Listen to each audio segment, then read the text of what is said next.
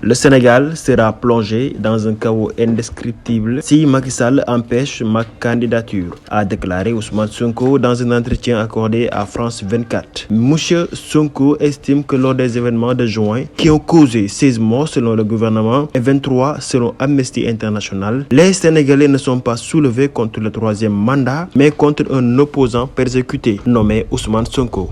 L'annonce par Macky Sall de sa non-candidature a d'ailleurs laissé les Sénégalais presque indifférents, ajoute-t-il. Pour rappel, Ousmane Sonko est sous le coup de 2 condamnations judiciaires qui compromettent grandement ses chances de participer à la présidentielle de 2024. Le président sénégalais Macky Sall ne sera pas candidat à la présidentielle de 2022. Le chef de l'État a annoncé dans la soirée du lundi 3 juillet qu'il renonçait à briguer un troisième mandat. Cette décision est très bien accueillie à Banjul. Le président gambien Adama Barrow a félicité son homologue sénégalais. Pour le successeur de Yaya Jammeh, Macky Sall a pris une décision courageuse. Je félicite le président Macky Sall pour sa décision de ne pas briguer un troisième mandat. C'est une décision courageuse qui renforcera la démocratie au Sénégal, dans la sous-région et en Afrique en général, a-t-il déclaré selon The Point. M. Barrow ne compte cependant pas suivre l'exemple de son aîné. En juin dernier, lors d'un déplacement dans le nord de la Gambie, le dirigeant avait clairement exprimé son intérêt pour un troisième mandat. J'ai entendu dire qu'il disait aux gens que le président Barrow allait bientôt quitter le pouvoir. C'est le type de message qu'il transmet aux gens. Mais dis-leur que le président Barrow est toujours là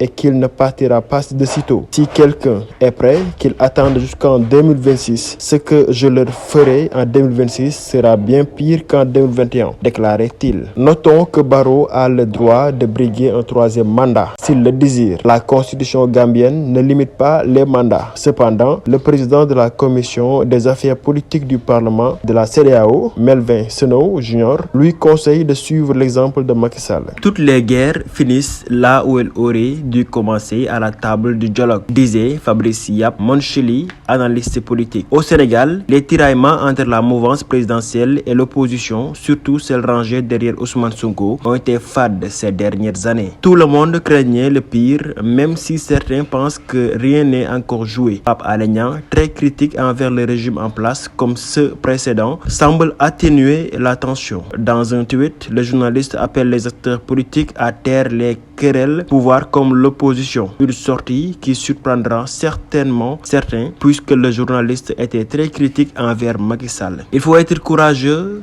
taire les querelles politiques et trouver des compromis à nos différences. Opposition douce ou radicale et le pouvoir doivent se parler. Le peuple aspire à la paix et la tranquillité pour un vrai bonheur. Un dialogue constructif et non de compromission, appellent-ils les acteurs politiques. Ousmane Sonko est privé d'électricité depuis hier et la police empêche la visite d'un technicien chez lui. En tout cas, c'est ce que l'intéressé a dit lors de son entretien sur la chaîne française France 24. Quelques heures après cette sortie dénonciatrice du leader de Pastef, tout semble rentrer dans l'ordre. Des électriciens sont déjà dans le domicile de Ousmane Sonko, situé à Cité Keur Gorgui, pour détecter la cause et bien évidemment résoudre cette panne électrique. Comme quoi, les retombées positives de cette interview sur la chaîne française se mettent déjà en place. Le président de la République, Macky Sall, a convoqué ce mercredi le secrétariat exécutif national de l'APR après son renoncement à sa candidature. Lors de cette rencontre, informe l'Observateur dans sa parution de ce jeudi, le chef de l'État a engagé la bataille de sa succession. Le chef de l'État dit qu'il ne laissera personne détruire ce pays. Je vous accompagnerai jusqu'au pouvoir. Si vous me suivez, nous gagnerons. Il faut que vous arrêtez de démarcher des responsables, a dit Macky Sall. Le chef de l'État ajoute: mon choix ne sera pas affectif. C'est une affaire d'État et je ne laisserai aucun anarchiste détruire ce pays.